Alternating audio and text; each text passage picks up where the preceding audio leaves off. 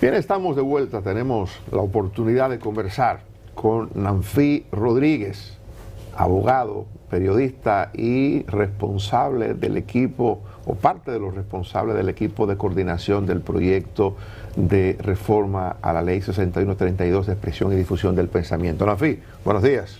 Bien, buenos días. Muchas gracias por la deferencia de invitarme al programa. Buenos días. Muy buenos días. Bienvenido. Freddy, un honor.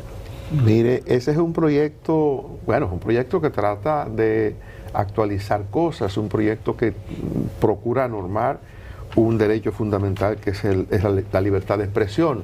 Y yo le pregunto, a propósito de todo lo que se ha dicho y todo lo que se ha escrito y todo lo que han dicho las redes sociales, ¿hay la impresión de que esto procura como callar gente, como establecer controles? Bueno,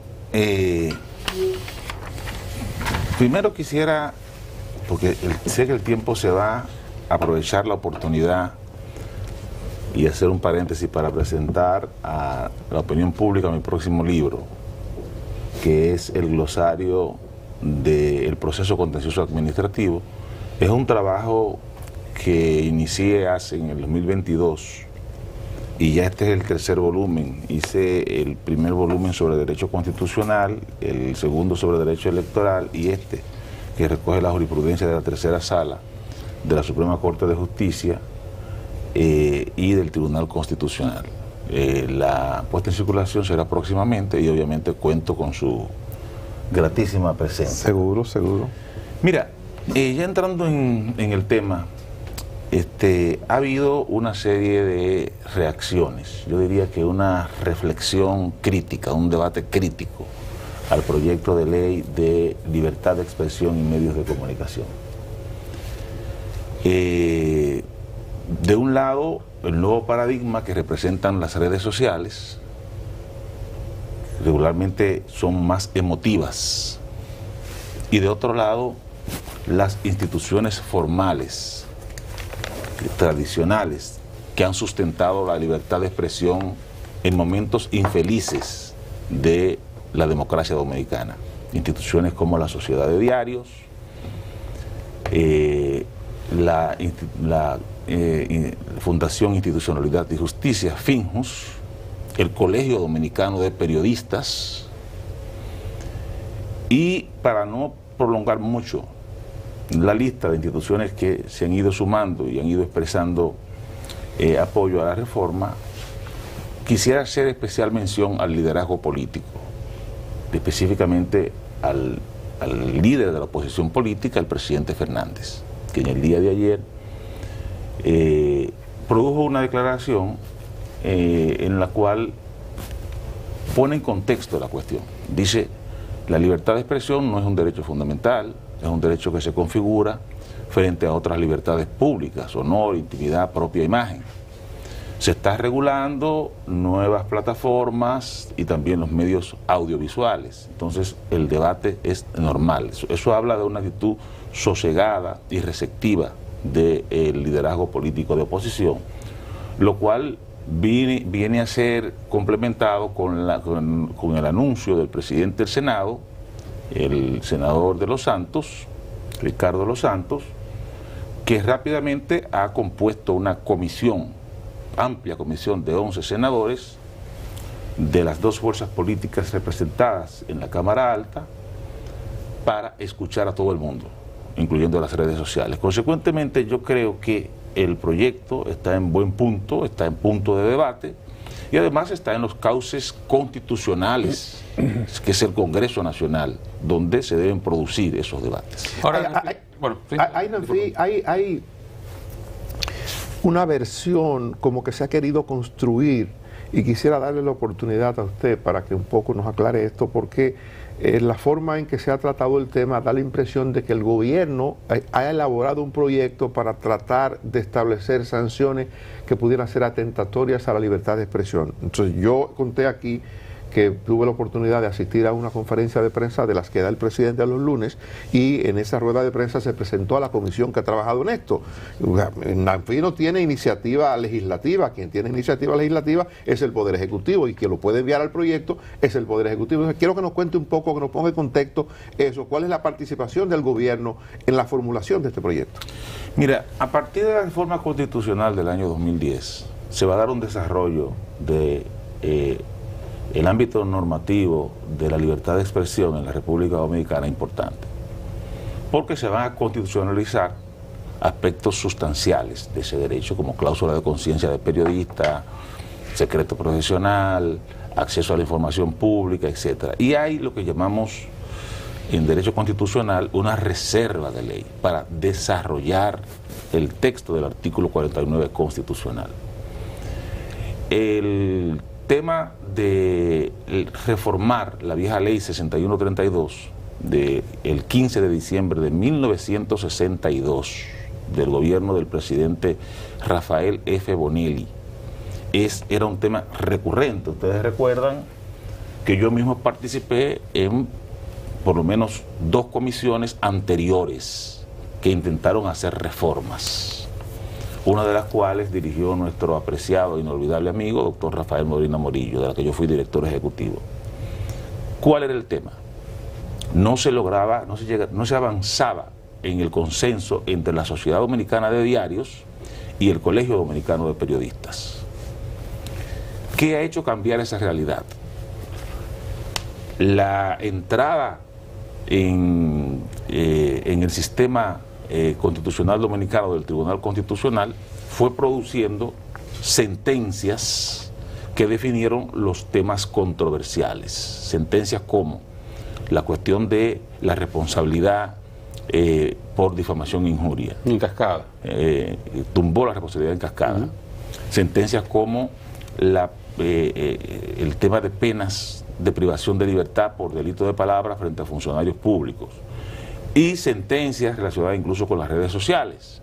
Es decir, allanó el camino, muchas de las cuales, la mayoría de las cuales, yo diría que el 80% de esas sentencias, yo fui el abogado que litigó y que presentó la ponencia ante el Tribunal Constitucional.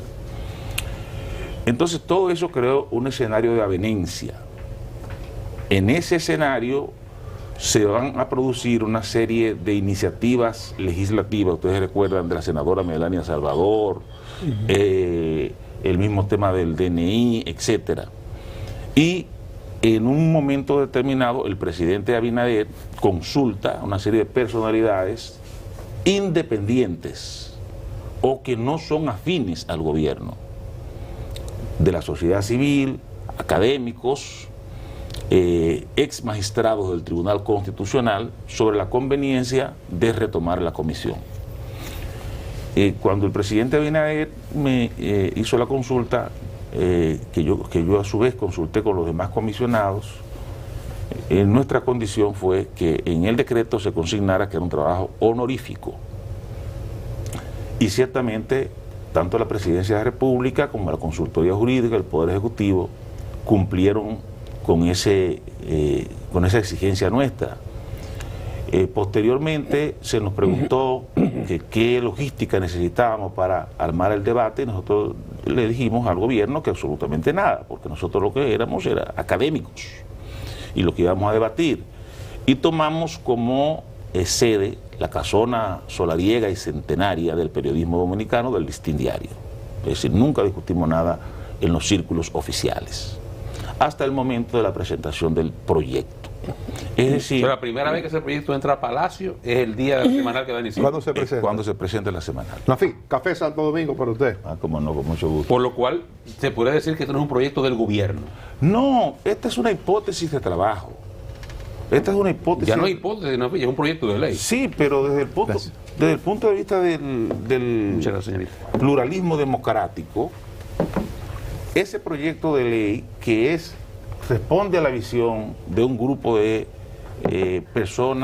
personalidades que han tenido una responsabilidad en la defensa de la libertad de expresión, porque Miguel Franjul, Percio Maldonado, el magistrado Hermógenes Acosta de los Santos, que yo diría que es el juez que con su salida del Tribunal Constitucional perdimos el juez que mejor entendía la libertad de expresión, el Colegio Dominicano de Periodistas, la Sociedad Dominicana de Diarios, estuvieron representados en esa comisión.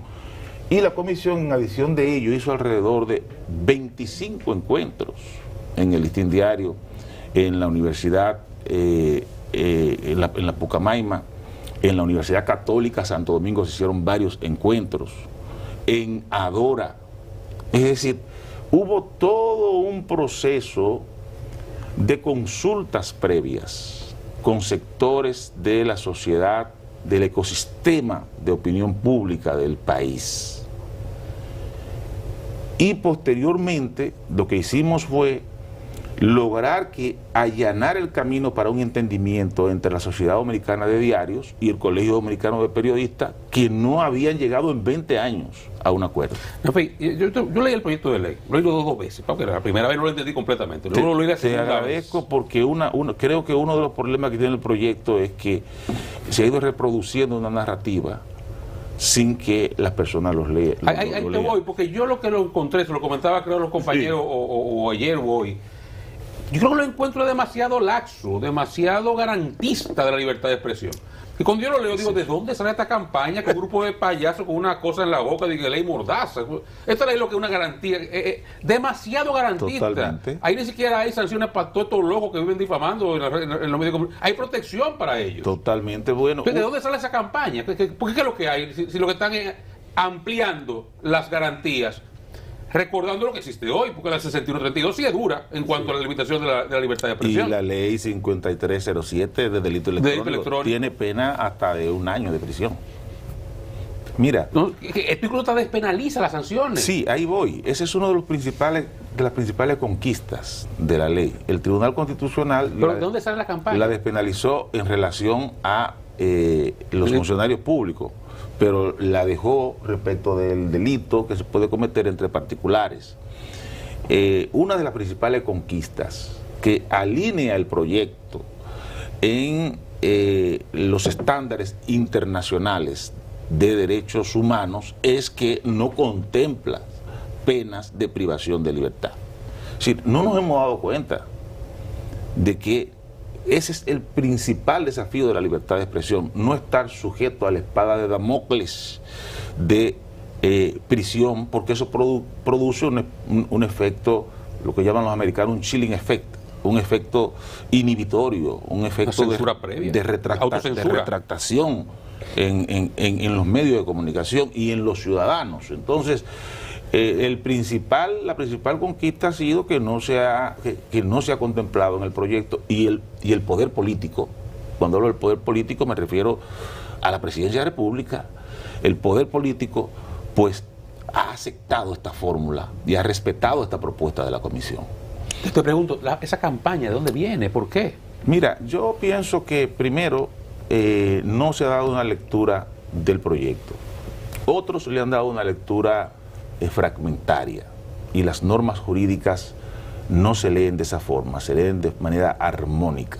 El método de interpretación armónica es un método de interpretación jurídico, porque tú de repente lo que encuentras en un artículo tiene una concordancia con otro artículo que está o con otro texto que se encuentra en la Constitución. Y no será nada que ustedes no se han dedicado a airearlo, a ir cada uno de los miembros de la comisión a los medios y explicarlo.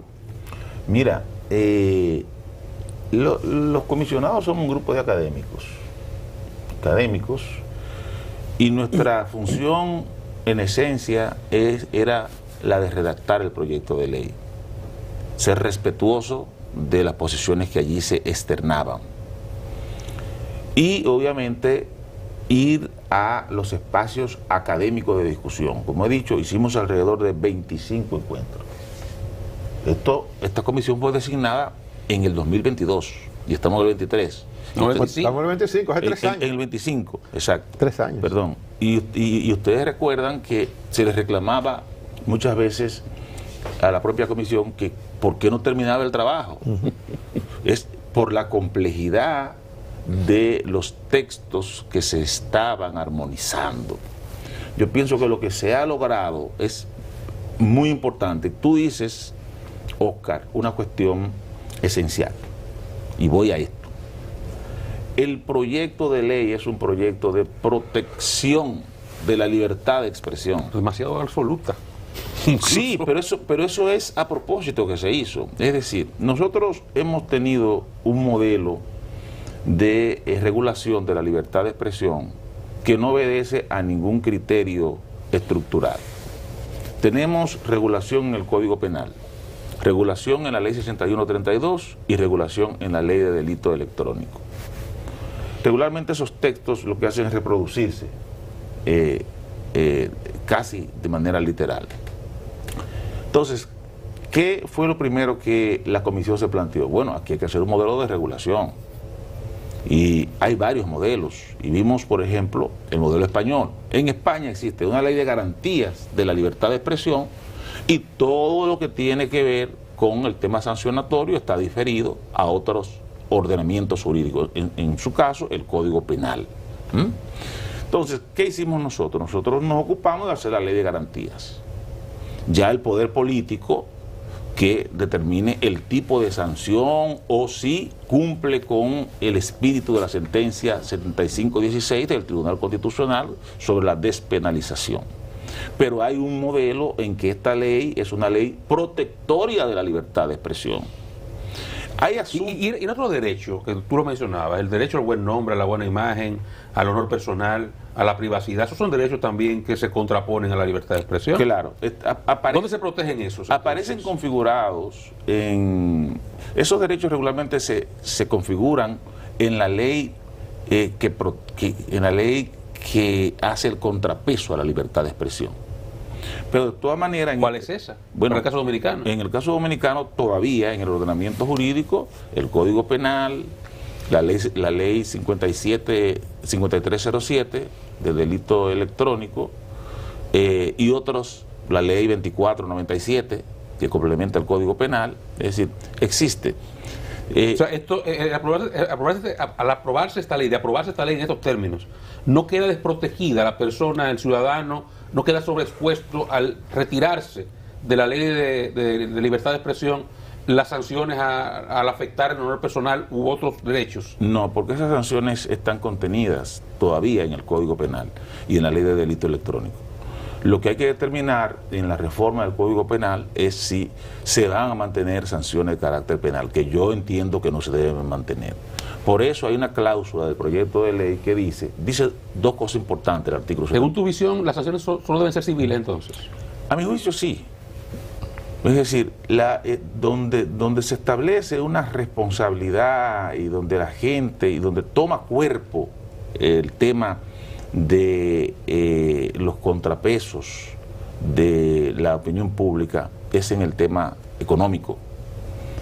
Es muy lamentable ver a un periodista o a una persona que ha excedido los límites de la expresión, verlo en una situación de privación de libertad. Pero esa es mi posición personal. Es razonable. Lo que y es el espíritu lo que hizo el proyecto es que hace en un solo artículo de un solo parrafito, hace una cosa muy importante.